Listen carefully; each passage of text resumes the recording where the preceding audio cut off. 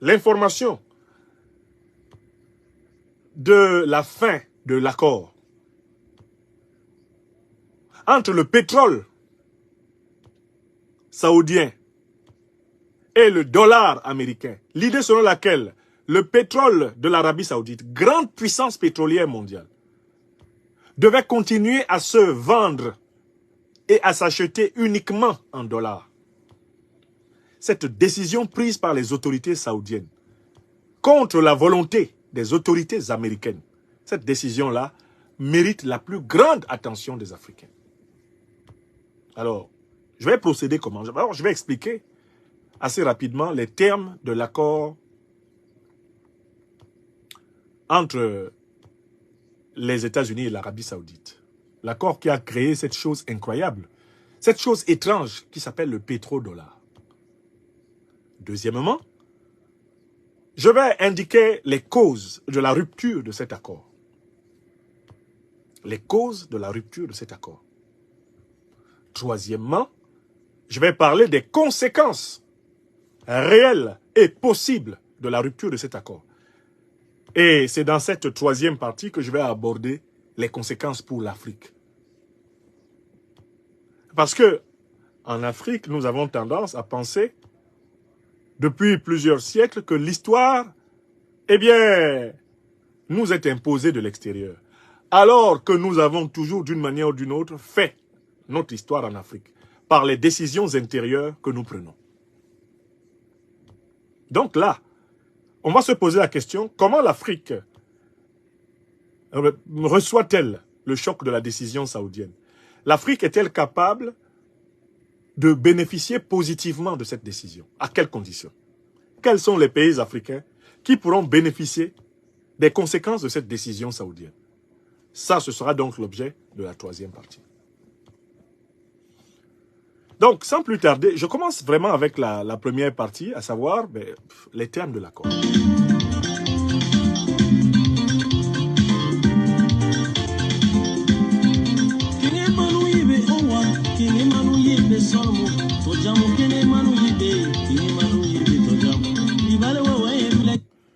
Au début des années 70, les États-Unis prennent la décision de séparer désormais la détention d'un billet d'$1 ou d'une pièce de centimes de dollar. Ils décident de séparer la détention d'un billet de dollar d'une quantité d'or équivalente à ce billet de dollar dans leur banque. Parce que ce que vous devez savoir à la base, c'est que la monnaie, c'est une marchandise qui permet d'échanger d'autres marchandises.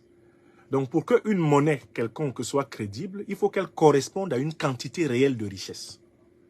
Et pendant très longtemps, on a considéré que l'or étant un métal rare et de fabrication stable, de conservation aisée, on a considéré pendant très longtemps que l'or était la marchandise qui devait servir de référence à toutes les autres marchandises. De telle façon que chaque monnaie qui était émise sur la Terre pendant plusieurs décennies, et même des siècles, chaque monnaie était supposée équivaloir à une quantité d'or.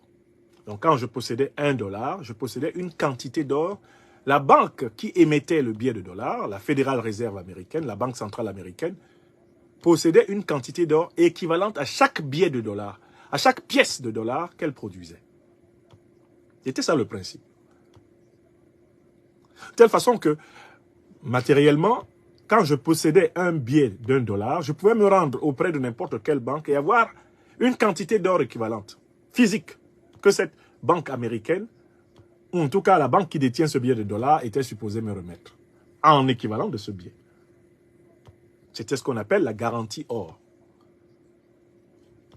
Or, en effet, les États-Unis décident de mettre fin à la garantie, à la parité or de leur monnaie. À partir du moment où ils mettent fin à la parité or de leur monnaie, cela leur permet d'émettre des billets de dollars qui ne correspondent pas à une quantité d'or précise. On parle là de la monnaie spéculative. C'est-à-dire, ils émettent des billets de dollars qui sont en réalité du crédit. Celui qui prend ces dollars-là prend un crédit. C'est-à-dire qu'il croit en cette monnaie. Non pas parce que cette monnaie correspondrait à une richesse réelle, mais parce que cette monnaie pourrait lui permettre d'accéder à des richesses réelles. Je recommence ce point-là. À partir du moment où les Américains décident de mettre fin à la parité or, désormais, ce biais ne correspond plus à une richesse réelle, mais à une richesse potentielle, à une richesse spéculative. C'est-à-dire, on imagine que normalement, si vous présentez ce biais quelque part, quelqu'un va le reconnaître. Quelqu'un va accepter de vous donner sa richesse. Quelqu'un qui possède par exemple des bananes mûres en Afrique, si vous lui présentez ce biais, il acceptera de vous donner quelques bananes ou peut-être même un régime entier de bananes en échange de ce biais. À partir du moment où on sépare le dollar de la quantité d'or, on part du principe que les gens doivent y croire, que les gens doivent l'accepter, que les gens doivent donc le créditer. Parce que ça devient du crédit, je crédite. Quand je prends cette monnaie, j'emprunte. J'emprunte ou je prête. Ça devient du crédit. Bon. Or, les Américains, pour faire accepter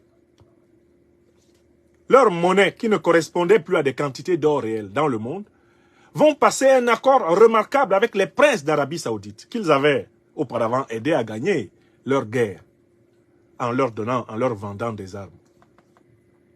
Les Américains vont passer un accord qui dit que l'Arabie Saoudite, qui est un immense producteur de pétrole, s'engage à ce que son pétrole ne soit accessible qu'à celui qui possède des dollars. Il ne soit payable qu'en dollars, vendable qu'en dollars, achetable qu'en dollars, échangeable qu'en dollars. En échange de cela, les États-Unis vont garantir la sécurité de la monarchie saoudienne. Je vous rappelle qu'en Arabie Saoudite, c'est une monarchie. Ce n'est pas une démocratie. Alors que les États-Unis se présentent comme une démocratie. Aux États-Unis, le gouvernement est élu par le peuple. En Arabie Saoudite, le gouvernement n'est pas élu par le peuple. Le roi est le propriétaire. Les rois d'Arabie Saoudite sont les propriétaires de l'Arabie Saoudite. Les peuples leur sont soumis et les rois d'Arabie Saoudite sont rois par la voie héréditaire. Il faut que l'Afrique se rende compte que les États-Unis ont bâti leur puissance en plein XXe siècle sur des accords avec des puissances non démocratiques, des puissances monarchiques héréditaires. Il faut déjà que vous vous intéressiez à cette question. Comment une puissance qui se présente comme la plus grande démocratie du monde peut-elle garantir la crédibilité internationale de sa monnaie sur un accord avec une puissance non démocratique? Car c'est ce que les États-Unis vont faire. Ils vont passer un accord avec la monarchie d'Arabie Saoudite qui va poser ceci. Le pétrole saoudien ne se vend qu'en échange des dollars. Il ne s'achète qu'en échange des dollars.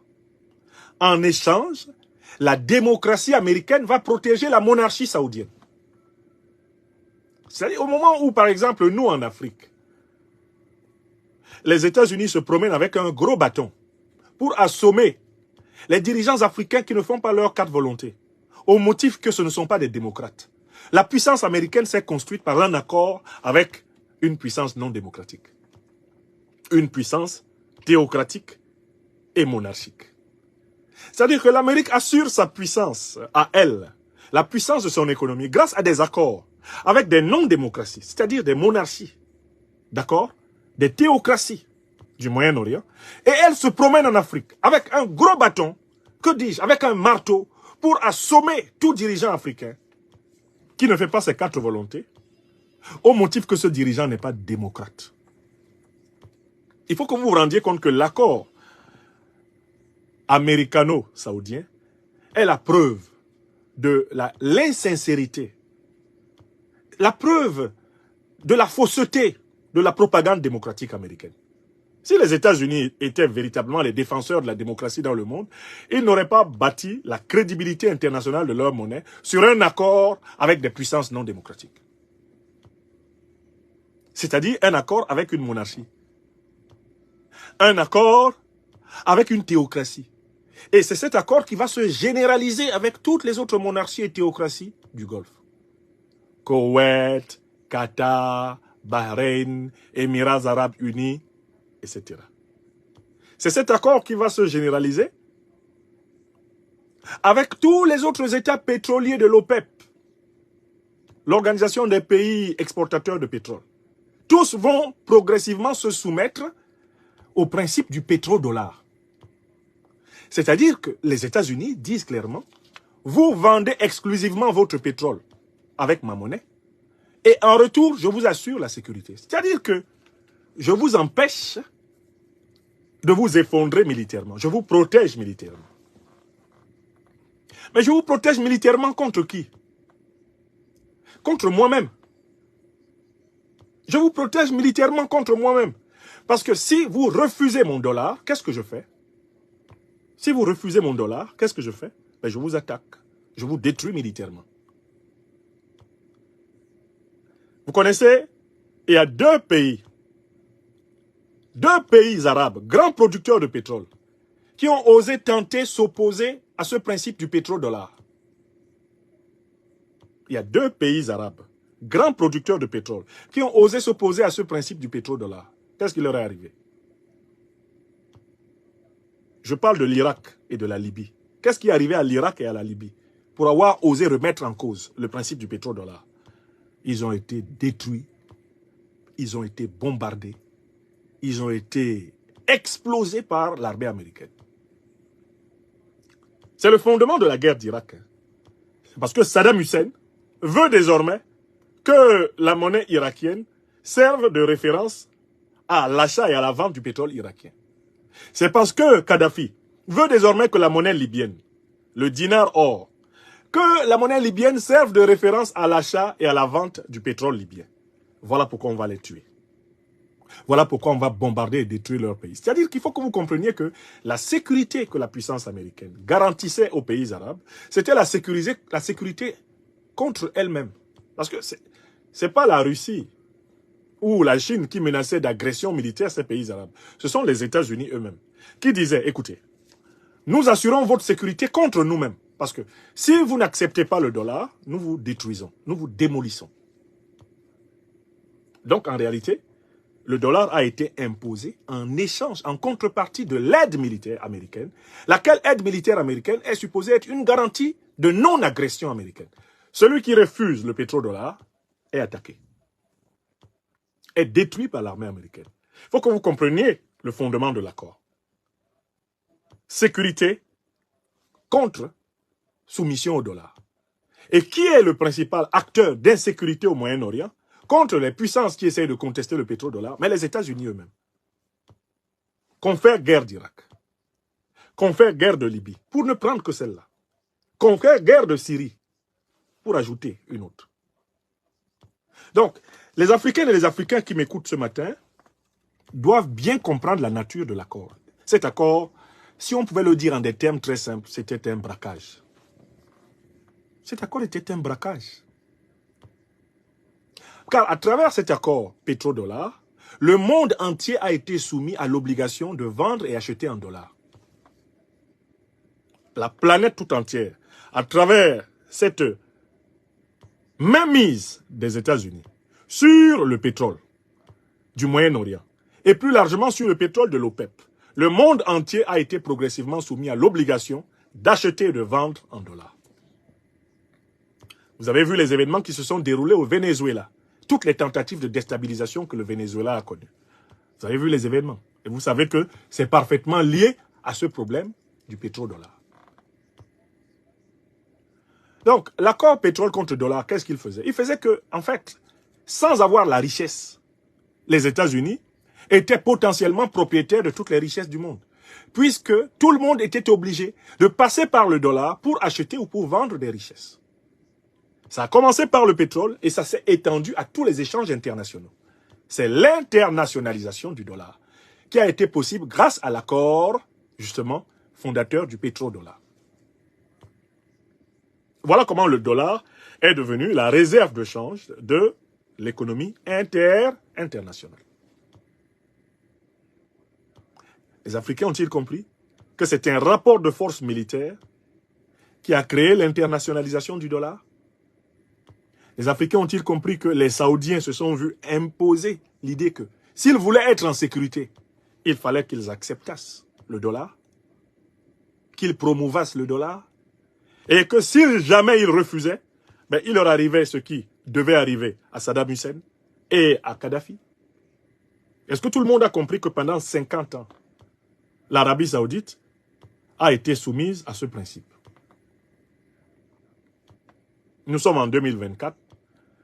Ça allait du 9 juin 1974 jusqu'au 9 juin 2024. Cet accord était signé pour 50 ans. Il était donc question le 9 juin passé que le prince, le roi d'Arabie Saoudite, il était question qu'il renouvelle l'accord pour 50 ans encore. Il était question qu'il renouvelle pour 50 ans. Et en renouvelant pour 50 ans, il aurait entériné l'idée que le monde pétrolier et plus largement le monde du commerce et de la finance internationale devait rester soumis essentiellement à la référence au dollar pour vendre et pour acheter. Mais patatras, le prince régent d'Arabie Saoudite refuse de signer cet accord. Il refuse de le renouveler. Et il est intéressant maintenant pour nous de savoir pourquoi il a refusé. Pourquoi il a refusé?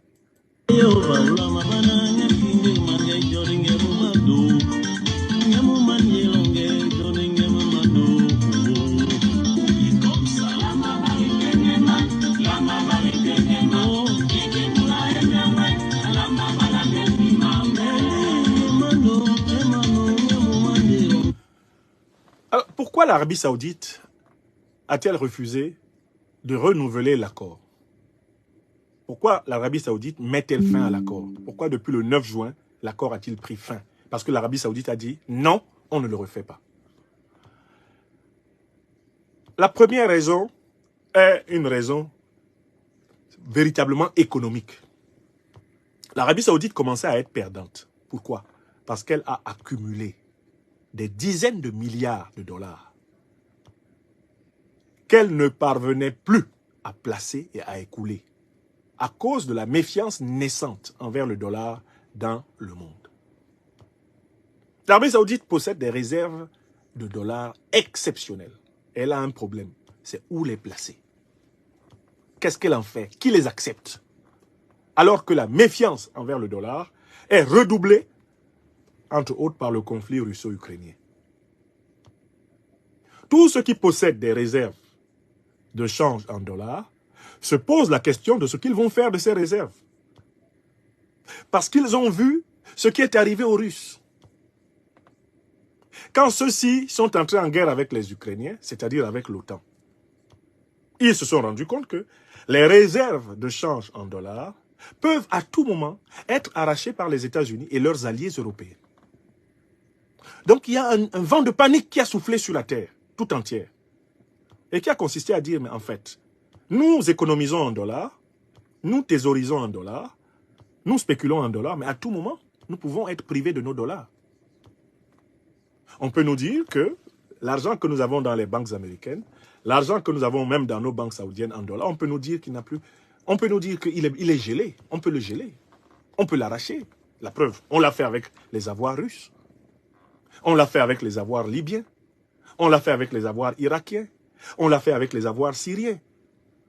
Le monde entier s'est rendu compte que le fait de mettre toutes ces économies, achats ou, comment on appelle, épargne en dollars, c'était s'exposer aux sanctions américaines. Donc les Saoudiens se sont rendus compte que s'ils veulent véritablement s'assurer de leur avenir, ils ont intérêt à diversifier leurs réserves de change. Économiquement, le dollar a cessé d'être rassurant dès lors qu'on s'est rendu compte qu'il était l'instrument principal des sanctions des États-Unis contre les autres États du monde. Le dollar aurait été rassurant si les gens étaient sûrs que leur argent serait intact et que quels que soient les problèmes qu'ils ont avec qui que ce soit, on ne toucherait pas à leur argent. Or, les Américains ont rapidement montré au monde entier que le dollar était un instrument d'hégémonie politique. Les Saoudiens ont donc compris que leur extrême dépendance au dollar les exposait Si jamais ils avaient des options différentes, ou si jamais les États-Unis connaissaient des difficultés, les exposaient à une catastrophe.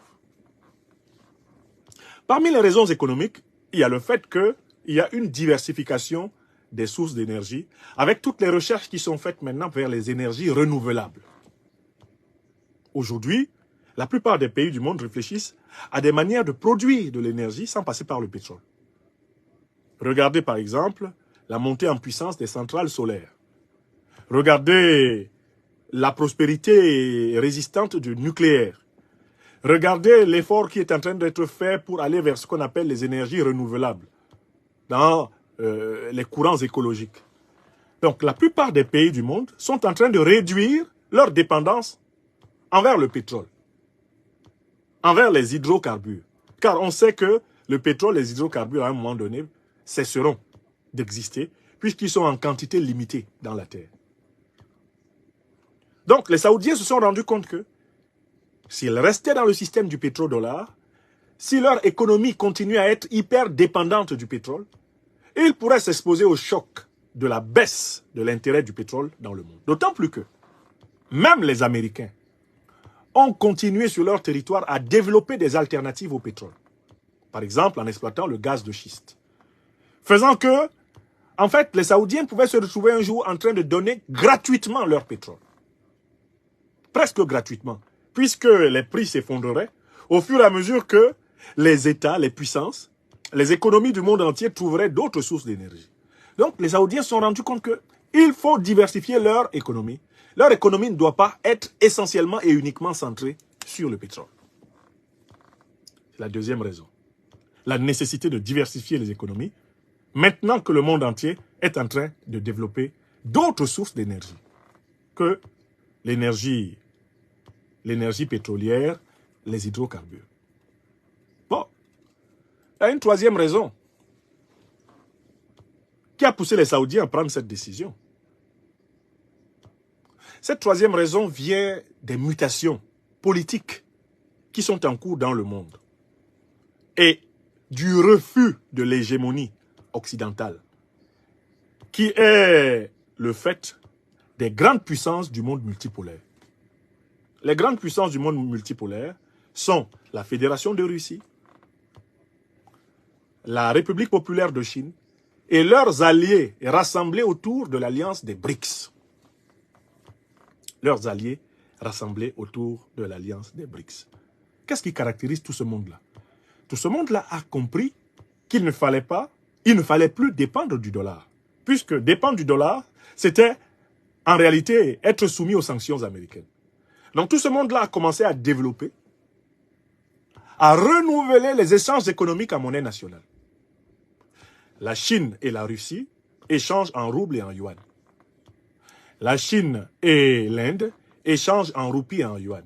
La Russie et l'Inde échangent en roupies et en yuan. Désormais, le Brésil et l'Iran échangent en roupies et en yuan. L'Afrique du Sud et la Russie échangent en rand sud-africain et roubles russes. Tous les pays du grand monde multipolaire, Brésil, Russie, Iran,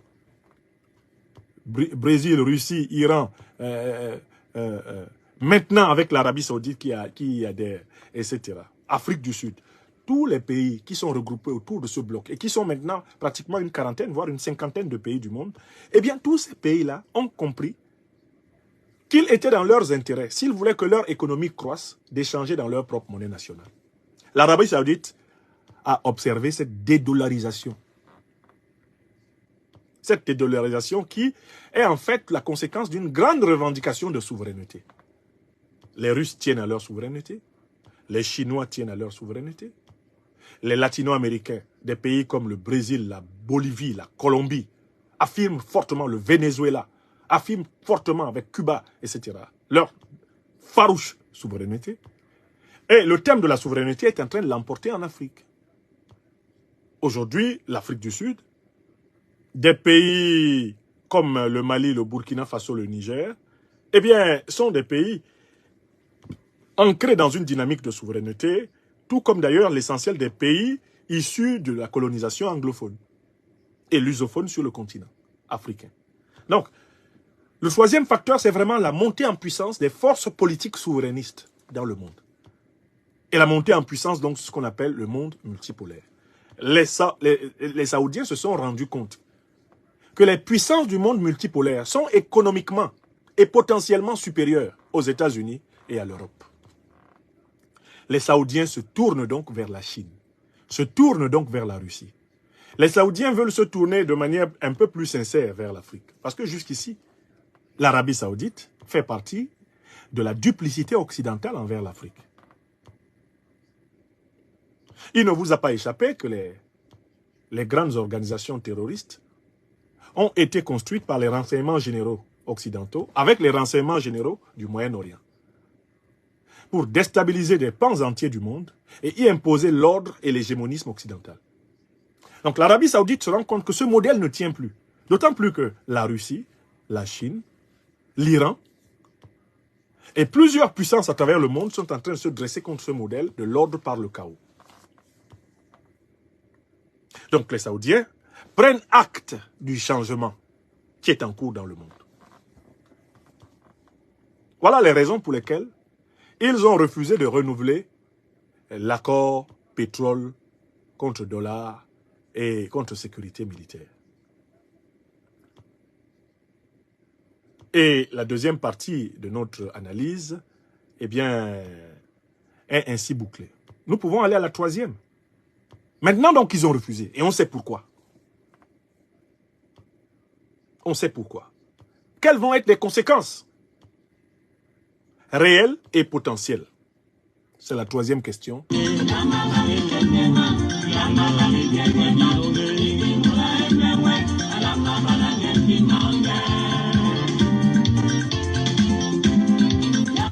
Alors, je vais analyser les conséquences à trois niveaux.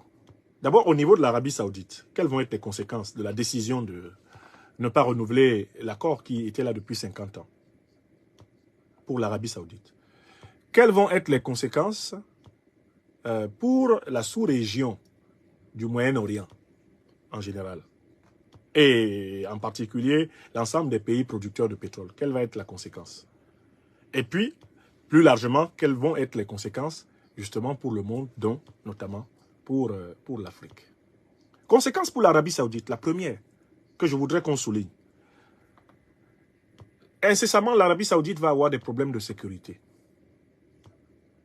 Je recommence les conséquences. Notez, mes chers amis, parce que là maintenant, je commence à vous donner ma contribution, à voir ce qui va se passer. Je voudrais souligner très clairement que l'Arabie Saoudite va incessamment avoir de sérieux problèmes de sécurité. Parce que si vous vous souvenez des termes de l'accord avec les États-Unis, l'Arabie Saoudite devait accepter le dollar en échange de la couverture sécuritaire américaine. Maintenant que l'Arabie Saoudite ne veut plus que son pétrole soit aligné sur le dollar américain, il s'ensuit que les États-Unis vont réagir en retirant la garantie sécuritaire au Royaume d'Arabie Saoudite. D'où je peux déduire, connaissant la manière inimitable de s'asseoir des impérialistes américains, je peux en déduire que le régime de Ben Salman va connaître des épisodes de déstabilisation. Écrivez ça. C'est ce que j'ai dit.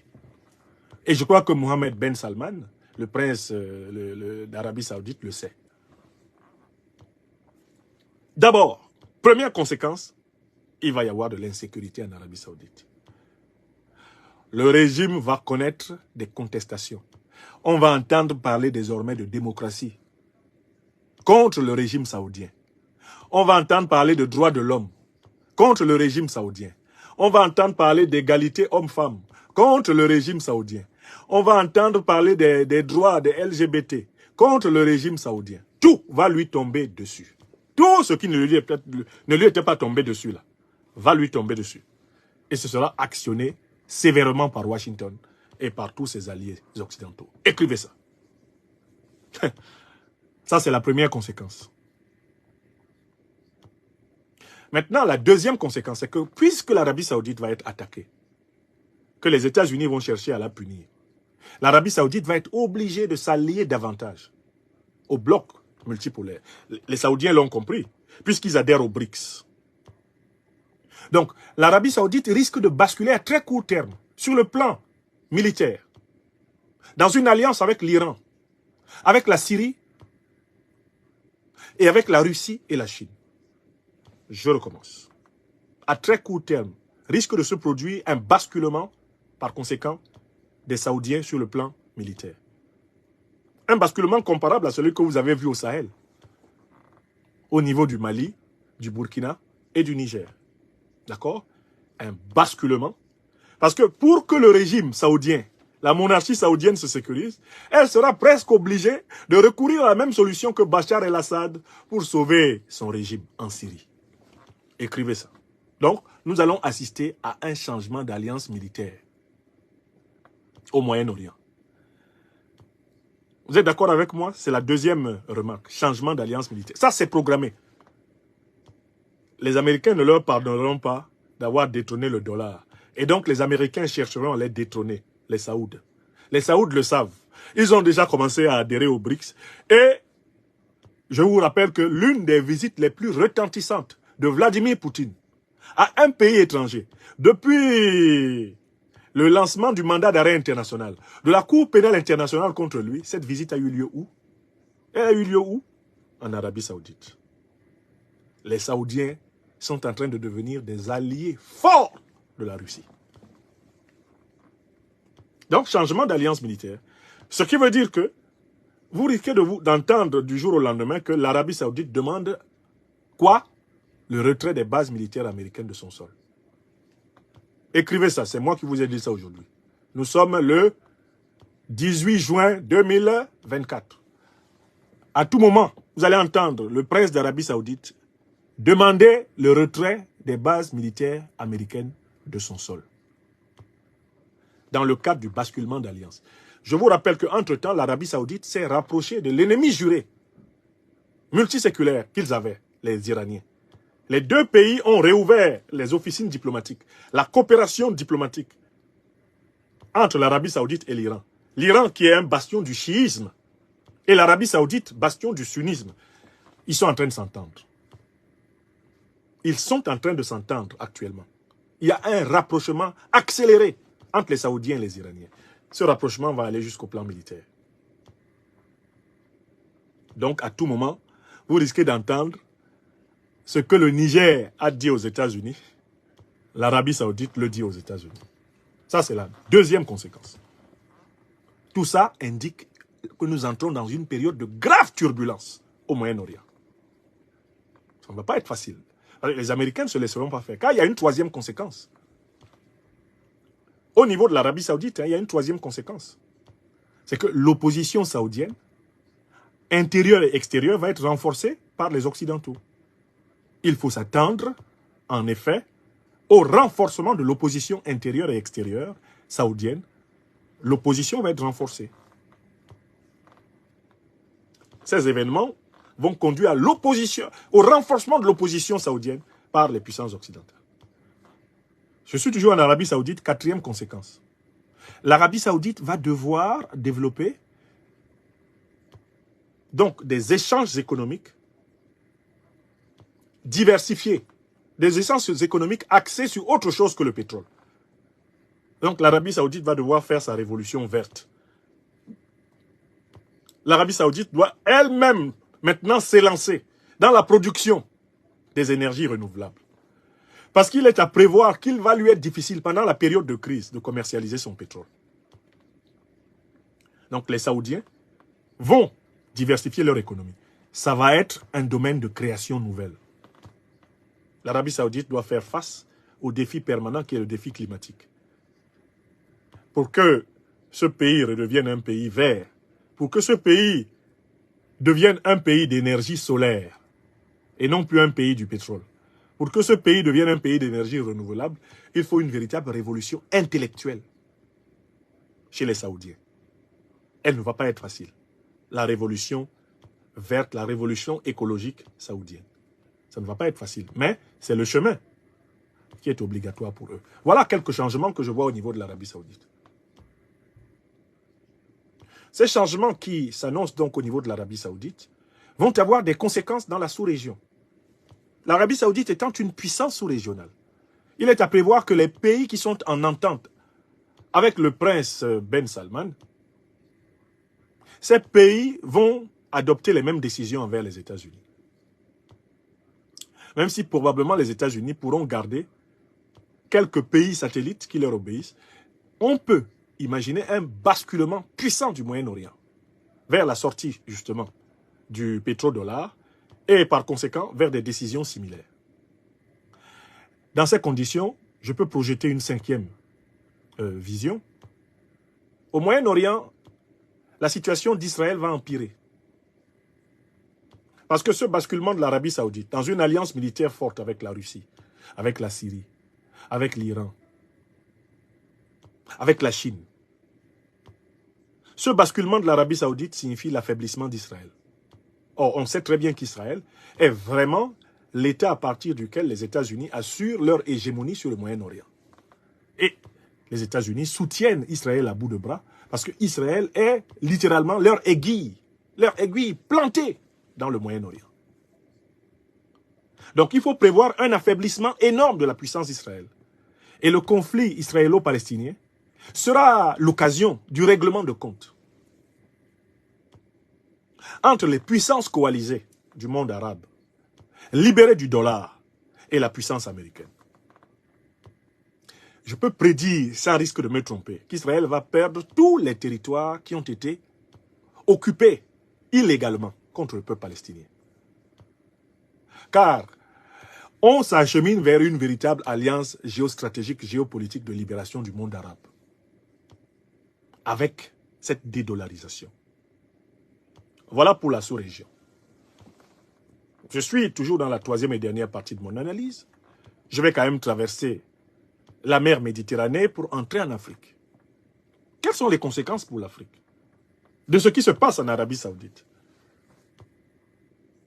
Mais la première conséquence, c'est que toutes les économies africaines qui sont hyper dépendantes du dollar vont subir les conséquences de la chute du dollar. Elles vont tomber avec le dollar. Or, on sait très bien que l'Afrique, notamment l'Afrique francophone, l'Afrique en général, est sous l'hégémonie du dollar. Kadhafi a été assassiné et les emails de Mme Hillary Clinton ont révélé qu'il a été assassiné parce qu'il se préparait à mettre fin à la suprématie du dollar en mettant en place une monnaie africaine continentale dinar-or. C'est ce que les emails d'Hillary Clinton déclassifiés grâce à l'enquêteur Julian Assange dans le cadre du scandale Wikileaks nous ont permis de savoir. Donc en fait maintenant, l'Afrique, elle a deux options. Soit elle reste passive devant l'effondrement mondial du dollar, qui est garanti, qui est certain. L'Afrique reste passive. Et dans ce cas, elle va subir les conséquences négatives. C'est-à-dire que les monnaies africaines qui dépendaient du dollar vont se déprécier. Elles vont se déprécier, on va perdre toute valeur. La crise américaine, c'est-à-dire la non-valeur du dollar américain qui est en train d'arriver, elle va contaminer toutes les monnaies qui sont soumises à l'hégémonie de ce dollar. Le dollar va transmettre ses maladies à tous ces petits. C'est la contamination. La dédollarisation va provoquer une contamination de l'inflation et un effondrement monétaire. Tous les pays africains qui sont dépendants du dollar et de l'euro qui lui-même est dépendant du dollar, tous ces pays donc vont être entraînés dans la crise américaine. Et c'est la situation de la quasi-totalité des pays francophones africains, les pays issus de l'histoire coloniale française. Ceux-là qui sont placés sous le franc CFA, lequel franc CFA est placé sous l'euro, lequel euro est placé sous le dollar. La zone CFA se prépare à être balayée, soufflée par la crise de la dédollarisation. On devra bientôt se promener avec des brouettes de franc CFA pour acheter une baguette de pain. On va sortir à une brouette de CFA. Si on reste dedans. Parce qu'en fait, la dépréciation du dollar va se communiquer à toutes les monnaies qui dépendent de lui. Donc, l'attitude passive des Africains sera une attitude suicidaire. Si les Africains ne se dédollarisent pas, ils sont morts. Si les Africains ne se dédollarisent pas, ils sont morts. C'est-à-dire que si les Africains ne font pas comme les Saoudiens, s'ils ne font pas comme les Russes, s'ils ne font pas comme les Chinois, s'ils ne font pas comme les Vénézuéliens, s'ils ne font pas comme les Brésiliens, s'ils ne font pas comme les Iraniens, s'ils ne font pas comme les Turcs, si les Africains ne se dédollarisent pas, ils mourront avec le dollar, qui est en train de mourir, qui est en train de tomber. Quelle est donc la solution pour l'Afrique? Car je ne donne jamais de conférence ici sans proposer des issues. La solution pour l'Afrique, ce sont des monnaies nationales. Les pays africains doivent posséder des monnaies nationales ou des monnaies régionales africaines, entièrement pilotées par les Africains, des monnaies flexibles. Pour pouvoir s'adapter au monde multipolaire qui vient, le monde de l'après-dollar, il va falloir piloter soi-même sa monnaie nationale. Il y a une urgence signalée pour les pays africains qui ne possèdent pas de monnaie nationale. C'est le cas des 15 pays de la zone CFA. La zone CFA est en danger de mort financière, de mort économique. Il y a urgence que ces pays-là se dotent de monnaie nationale. Les pays de la BCAO, les pays de la BEAC doivent sortir du franc CFA, soit pour se doter de leur propre monnaie régionale, soit pour se doter en attendant de monnaie nationale. La seule façon de contourner la crise de l'effondrement du dollar, c'est d'entrer dans les échanges économiques de gré à gré, les échanges entre les monnaies nationales. Il y a un système africain qui a été mis en place en 2022, ça s'appelle le système PAPS. C'est un système de paiement entre les pays africains en monnaie nationale. À ma connaissance, il n'y a qu'un seul pays francophone qui soit dedans, peut-être deux, qui soient dedans, parce qu'ils possèdent justement leur monnaie nationale. C'est la Guinée-Conakry et Djibouti. C'est les seuls qui sont dans ce système. Tous les autres pays, maintenant une quinzaine, qui sont dans le système de paiement PAPS, c'est-à-dire paiement en monnaie nationale directe. Ce sont des pays anglophones ou lusophones. Donc, on continue à dormir dans la zone CFA, Afrique centrale.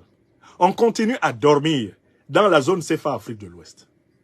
Que nul ne dise, que nul ne prétende, quand la bourrasque va arriver, que l'on n'avait pas prévenu les décideurs. Que les dirigeants ouest-africains ne disent pas qu'ils n'ont pas été prévenus. Qu'ils ne disent pas que leurs ministres de l'économie et des finances ne leur ont pas dit.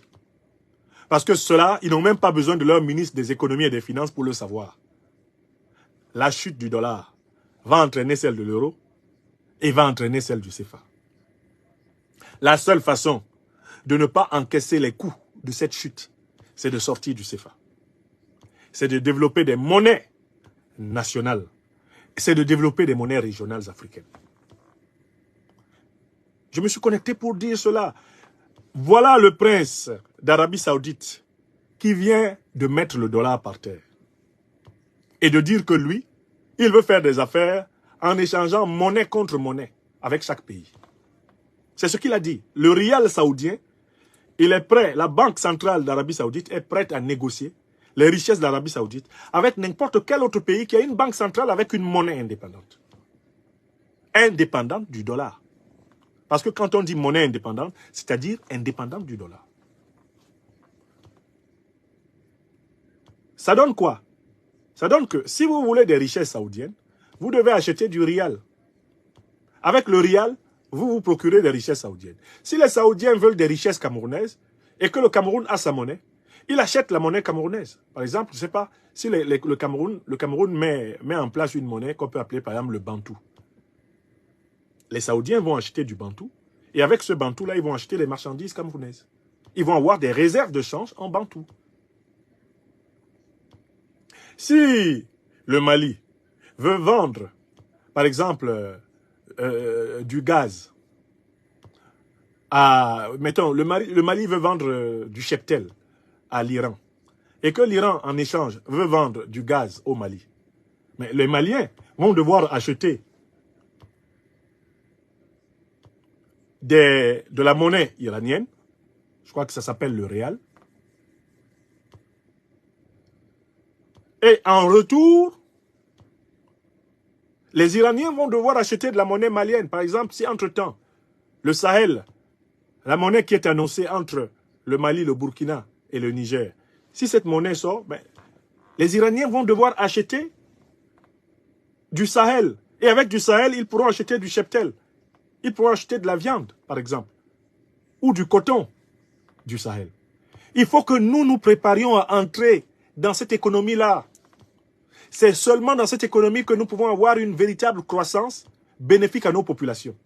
Le fait que, désormais, notre banque centrale en Afrique va être en discussion permanente avec les banques centrales des autres pays du monde dont nous importons les marchandises ou vers lesquels nous exportons nos marchandises. On va retourner à l'économie réelle. Et les Africains doivent se préparer à retourner à l'économie réelle. Nous devons accélérer la préparation de nos États en Afrique au retour à l'économie réelle. Parce que si on n'accélère pas, ces États vont donc être balayés par des dévaluations sauvages de leur monnaie, connectées à l'euro et connectées au dollar. Merci à toi, mon bien-aimé Philippe Wa Africa Wa Sénégal. Grand soutien de notre chaîne YouTube. Franklin Nyamsi Wa Cameroun, l'Afrique des libertés. Merci. Merci infiniment. S'il vous plaît, dirigeants africains, panafricanistes ou non, une tempête arrive, une tornade arrive. C'est la tornade du dollar. S'il vous plaît, prenez toutes les dispositions pour protéger nos peuples de la tempête et de la tornade du dollar qui arrive. Le dollar a été détrôné au Moyen-Orient. Le pétrodollar est mort. Le dollar n'est donc plus l'unité de réserve des échanges économiques mondiaux. Si vous restez dépendant du dollar, la chute de sa valeur va se répercuter sur nos économies qui vont donc être bradées.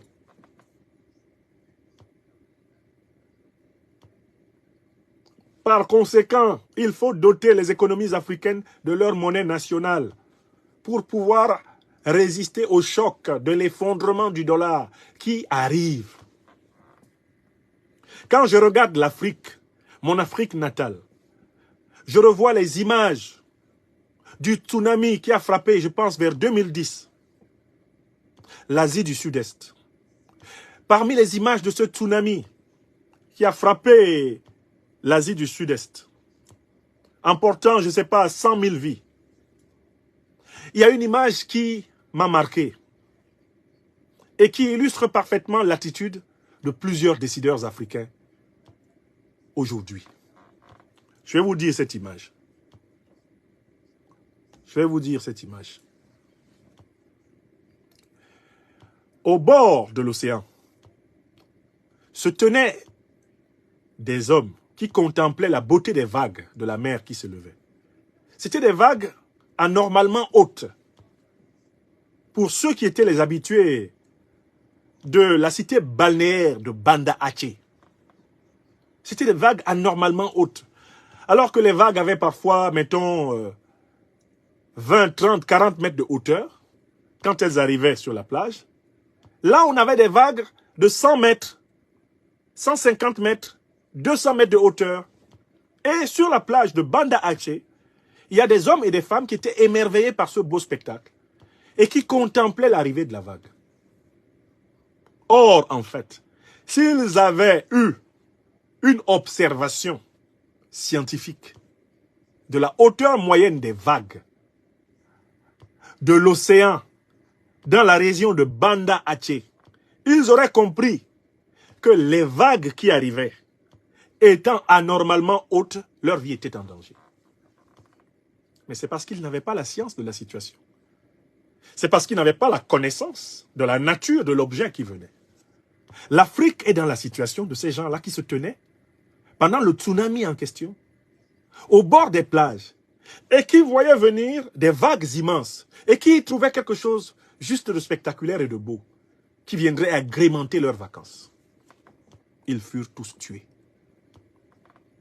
L'Afrique est en train de regarder la tornade du dollar comme les vacanciers insouciants, peu instruits, mal avertis, contemplaient les vagues qui devaient leur servir de cimetière. Je me suis symboliquement, fortement habillé de rouge et de vert pour parler aux Africains. En général, mes tenues sont un message. Est-ce que nos dirigeants vont laisser encore couler le sang africain, alors que les moyens scientifiques, les moyens médiatiques, les moyens géopolitiques, les moyens techniques, les moyens... alors que tout est à leur disposition pour savoir ce qui va se passer?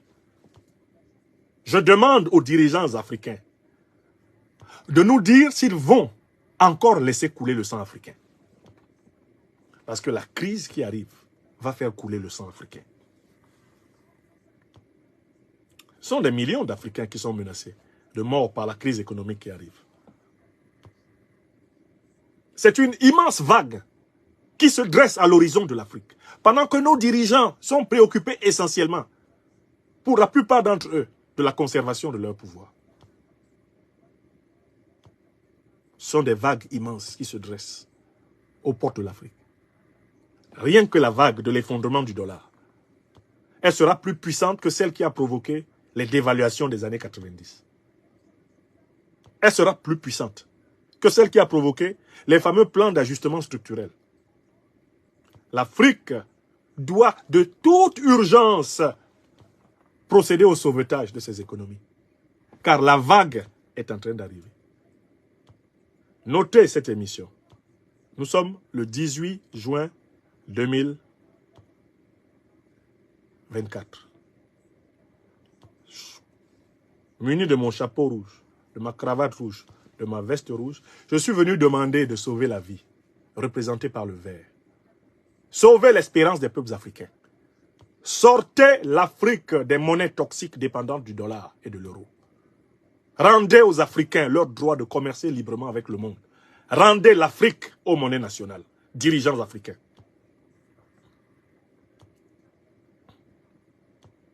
N'évaluez pas le risque à partir de vos comptes bancaires. N'évaluez pas le risque à partir de l'argent que vous avez planqué dans les paradis fiscaux.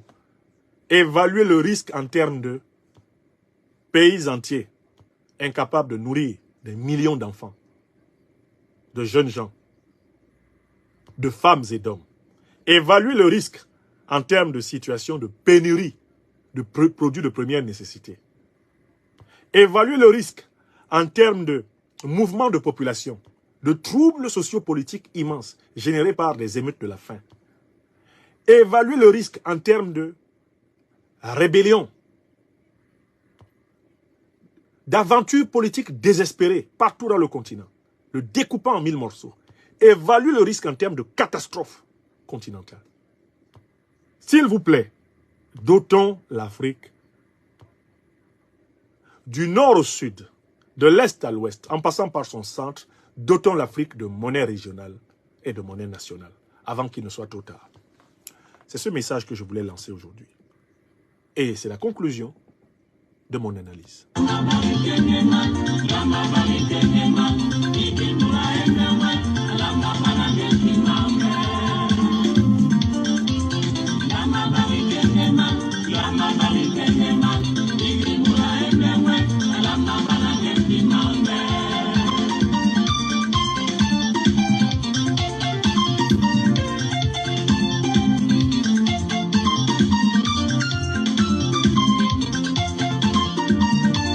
L'Amérique vivait à crédit avec les richesses de la planète tout entière. Maintenant, c'est terminé.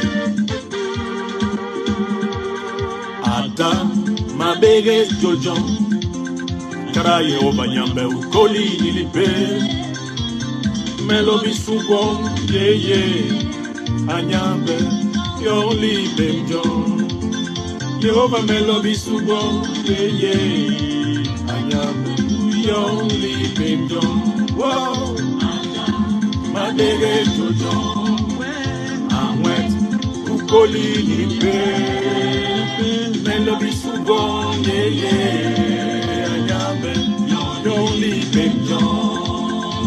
Est-ce que vous avez donné l'émission à notre peuple? Donnez cette émission. Elle fait partie de mes témoignages pour la postérité. Je veux que tous en Afrique sachent, que les Africains savent qu'il y a une tornade, une tempête, une catastrophe monétaire qui arrive avec l'effondrement du dollar. Je veux que les peuples africains responsabilisent les dirigeants africains de ce qui va se passer.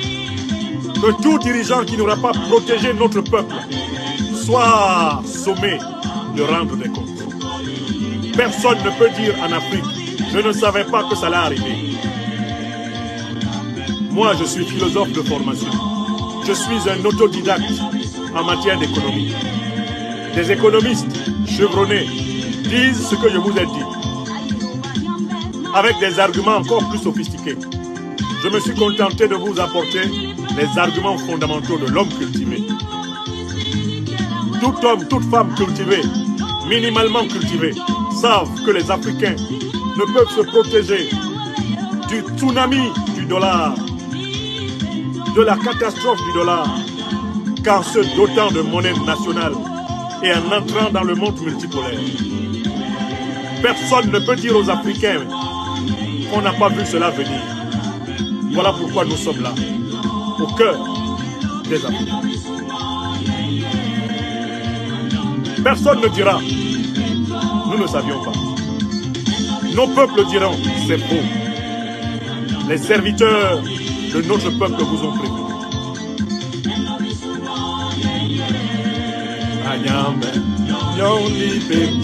Merci. Merci infiniment à chacune et à chacun d'entre vous. Merci d'assurer la plus large distribution à cette émission. C'est une émission de salut continental. C'est une émission de salut public. C'est une émission vitale pour des centaines de millions d'Africains. Il faut qu'ils sachent et qu'ils disent à leurs dirigeants que le dollar s'est définitivement effondré, que le tsunami, que la vague arrive, et que seuls les pays qui se sont dotés d'une monnaie nationale et qui ont commencé à négocier dans le cadre d'échanges avec des banques nationales, des puissances étrangères, des détentrices de produits finis qui nous intéressent. Seuls ceux qui sont entrés dans cette grande négociation commerciale du monde multipolaire seront capables de résister au tsunami et de survivre au tsunami qui arrive. Merci.